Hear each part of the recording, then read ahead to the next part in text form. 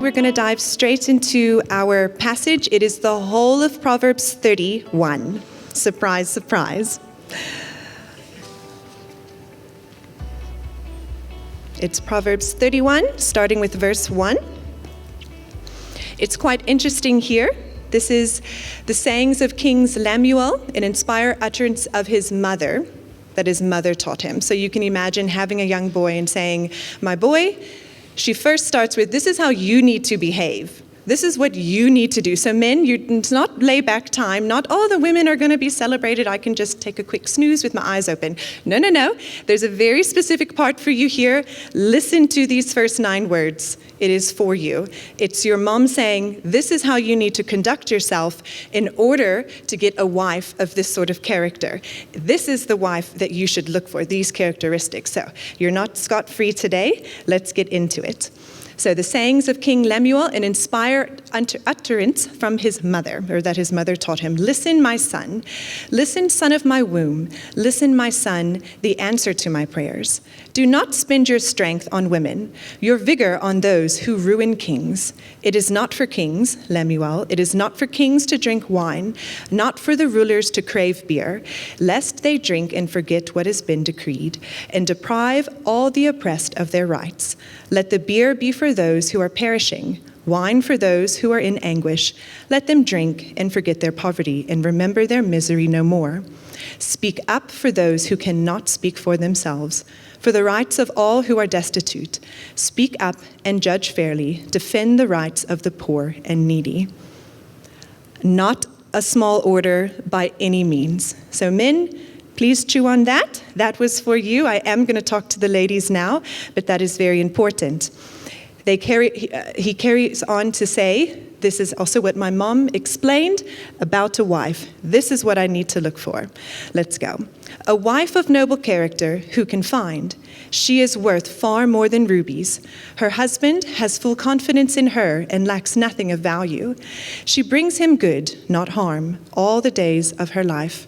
She selects wool and flax and works with eager hands. She is like a merchant ship. She brings food from afar. She gets up while it is still night. She provides food for her family and portions for her female servants. She considers a field and buys it. Out of her earnings, she plants a vineyard. She sets about her work vigorously. Her arms are strong for her tasks. She sees that her trading is profitable, and her lamp does not go out at night. And in her hand she holds the distaff and grasps the spindle with her fingers. She opens her arms to the poor and extends her hands to the needy. When it snows, she has no fear for her household, for all of them are clothed in scarlet. She makes coverings for her bed. She is clothed in fine linen and purple. Her husband is respected at the city gate, where he takes his seat among the elders of the land. She makes linen and garments and sells them and supplies the merchants with sashes. She is clothed with strength and dignity. She can laugh at the days to come.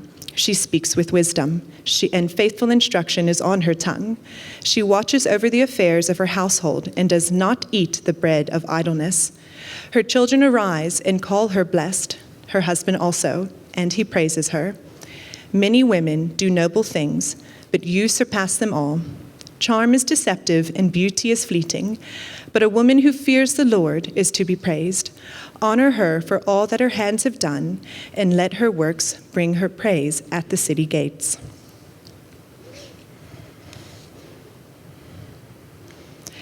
Can we quickly pray? Lord, may our hearts be open to understand the deep call of womanhood, the deep call of motherhood. Lord, please teach us something today. Ladies, I know when I read this, the first thing you did was go, yes, I do that. No, I don't. No. Oh, yeah. Oh, flip. Nope. No. Kind of. Sometimes. No. Did anyone pass this test if it was a list of yes, no? I did not. So while I was researching for this, I actually came across another sermon entitled, The Most Hated Woman in the Bible, the Proverbs 31 Woman. And for many of us, I think that really sums up how we feel about this verse, right? We knew it was coming today, and as happy as we are, we're like, oh, but we're going to hear that verse, and I'm going to feel terrible. So it's like, gee, so many verses in the Bible. This one is specifically designed for us, and it sets the bar so unachievably high, so unrealistic. I feel great about myself. Happy Mother's Day. I'm going to go eat this entire bar of chocolate now to make myself feel better. All right, so let's just put these verses in a little bit of context. I think there's a deeper meaning here, and that we don't have to go home and shove our faces with chocolate, right? There's something we can learn. There's something we can take away, and not just mothers. I know my sermon is entitled Motherhood, but this morning I felt the Lord, not convicting me, but I felt the Holy Spirit saying it maybe should have been entitled Womanhood. You'll hear me use that word. I actually went through the whole sermon again, and I stuck it in where I could. I believe the two terms are synonymous, but also not. Almost, but also not. But there's an important thing that I would like us to catch here. So, the sermon I spoke about earlier, The Most Hated Woman in the Bible, was written by Dr. Sandra Glann, and she holds a master's degree of theology from Dallas Theological Seminary and also a PhD in the humanities. I read through her sermon, and there was one or two points that I thought was really good, really applicable, very practical. And one of those things that I want to draw out is that she states that the Proverbs 31 woman was most likely, if she were real, was most likely a member of the very high upper class. In this case, her husband has a very large estate, supporting many people and businesses. He stations himself at the gate or the city hall. Meanwhile, his wife runs the entire plantation. Can we just pause and note, this is not your average couple. They are extremely wealthy. Okay, point of clarification, if you're sitting here today and you find yourself in a place of financial privilege, it doesn't mean that you need to follow these verses now word for word. You don't have an excuse. You need to take the test. No, you may be able to tick a few more, all right? But there's a deeper meaning to the words that I want every woman to take home. For us to think that our lives must directly parallel hers is illogical, and I think it's cast a bit of a burden on women for some time. I know it definitely has for me. With all the nervous giggles in the beginning, I think a lot of women also, or even pre-moms go, oh, I've got to do all those things. I don't know about that. All right, it's cast a bit of a burden on us for some years. Of course, if we had that much hired help, we would also have a bit of extra time to raise our kids, to purchase exotic foods, to run real estate businesses, to plant vineyards, to make and sell clothing, and also to help the poor with our spare time. So can we just all breathe? All right, it's pointing out something that's deeper than the mere things that she's doing with her hands.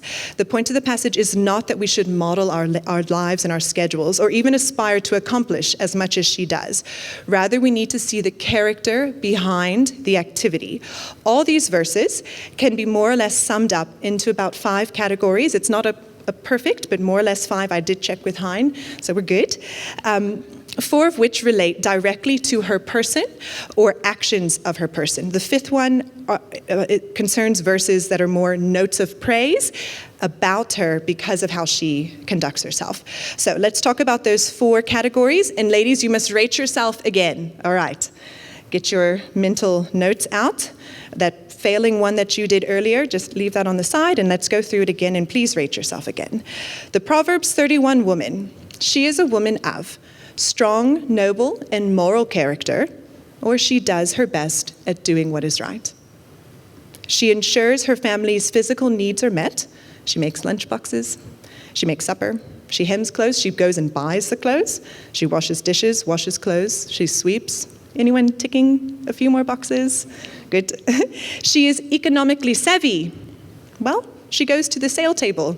She utilizes secondhand stores. She finds the 2-for-1 deal at the shop, right?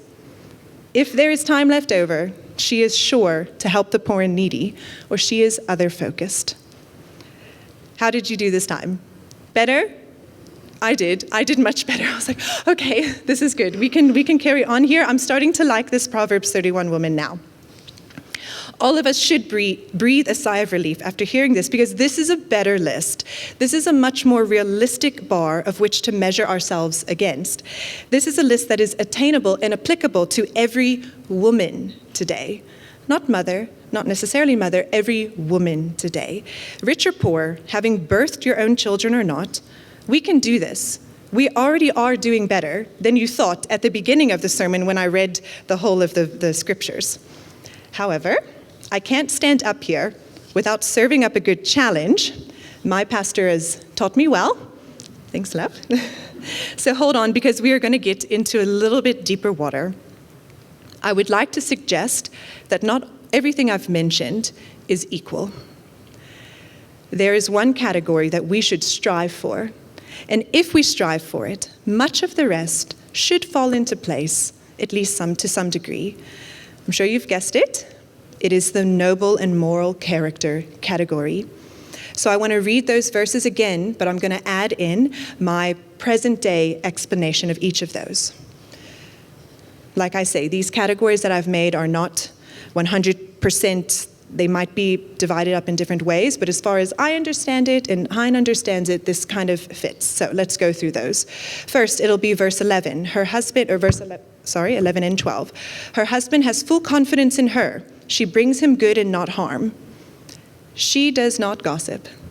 She does not speak outside of her house. He trusts her in every situation she finds herself in. Some of you might remember the Better Together sermon that Hein and I did about the purpose of marriage. That entire sermon fits into this category, those two simple verses. If you haven't listened to it, married or not, please go and listen to it. It's something that every lady needs to hear, pre-married or married for 50 years. Better Together, it's a great sermon. Then we get to, she sets about her work vigorously. Her arms are strong for her task. She is healthy and fit to do the literal heavy lifting that womanhood requires. That's a conscious, moral decision to keep yourself healthy and fit. When it snows, she has no fear for her household. She is clothed with strength and dignity. She can laugh at the days to come. She is not filled with worry or anxiety because of her own careful preparation, but also because of her confidence in the Lord. She speaks with wisdom, and faithful instruction are on her tongue. She uplifts and she teaches those around her. She watches over the affairs of her household, and she does not eat the bread of idleness. She makes sure that there is food in the cupboard, toilet paper in the passage. She is careful with her time. She knows the emotional state of her household, and she tends to it. She is not lazy. How are we doing now, ladies? What is your score if this were a test? Luckily, it's not a test, but it is, however, a blueprint, and with extremely important points that we should face head on, and we should be honest with ourselves about where we are. So, high five yourself if you're doing these, and make notes on the areas that need some extra work, and work on them. Do a little bit better today than you did yesterday, a little bit better tomorrow than you did today. Now, as important as these past few verses have been, there is still one more significant, there is one that is more significant and more imperative than the others, and I haven't read it yet. And funny enough, my mom-in-law didn't ask me, but that's what she put on your chocolates, so dankie Jera, how that all worked out. It has been saved for last in the passage because the writer wanted it to have the biggest impact, so I too have saved it for last. It is verse 30. Charm is deceptive and beauty is fleeting, but a woman who fears the Lord is to be praised. I'm going to read it again, but I'm going to give a better definition, or not a better, just a more in-depth explanation of the word fear. Okay. A woman who has a loving reverence for God, who is in submission to his lordship and to the commandments of his word, is to be praised. Not a mother, a woman. There are passages where it says the mother, her kids. Here, it makes a distinction, a woman who has a loving reverence, a loving reverence for God. Ladies, I by no means am a perfect mom. I know there are better moms out there than I am. But I can stand here today and say I'm a darn good one, excuse my language. I'm a darn good one because I strive to be a woman who pleases the Lord. I strive to be the best Christian woman I can be. I strive to be teachable and kind. I strive to work on my weaknesses, of which there are many, believe you me, because I know the Lord would have me do these things. I strive to keep Jesus as my king. I want to bow to nothing except him. No urge, no thought, no temptation. Do I always win? Am I standing here without sin? Not by a long shot. I'm not talking about perfection. The world puts this ideal of perfection on us already, and that's not what you're getting from me today. I am, however, talking about striving for excellence, the best I can do with what I've been given within my fickle, sinful body. I'm talking about picking myself up, learning from my mistakes, asking for forgiveness when necessary, and doing better the next time around, and the next time around, and the next time around, and the next time around. I want Jesus to be on the throne of my heart because obeying him, trying to imitate him, is why I know that I'm a good woman, which makes me a good mother, not the other way around. And this is not only to my own kids, but to those who may need extra mothering, like I did from the age of 13. So ladies, I hope you have realized that you are doing much better than you thought. And today I want to honor you for doing so many things right. But I also want to inspire you to continually become a better woman, which will make you a better mother. First and foremost, to your own children, but secondly, to a broken world in need of so much love and nurture. Whether your children are 4 or 40, whether you are still waiting for your children or you think you will never have them, the world will always need good women who can give good mothering. And you have been tasked by God's design and by the very nature of the womanhood that you have been born with to do this.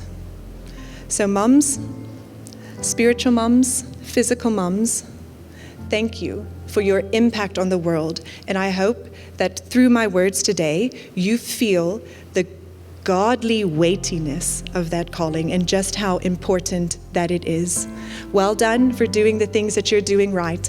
And please do make notes on the areas where you can shape up on. All right, ladies, let me pray for us. If you're here with your wife, grab her tight. Lord, thank you so much for this godly call of motherhood, this godly call of womanhood. Lord, we want to be women after your own heart. We want to be women of noble character. We want to be women who have the confidence to go about our days. Those of us who are married, we know our husbands have confidence in us, Lord, but we get that only from you. So Lord, thank you today for the gift that I could have to share with all the women today from my experiences. Lord, I pray that everyone understands their calling. Lord, that everyone is able to walk out of here today knowing that they're doing okay and that they were called to do this job of womanhood and this job of motherhood.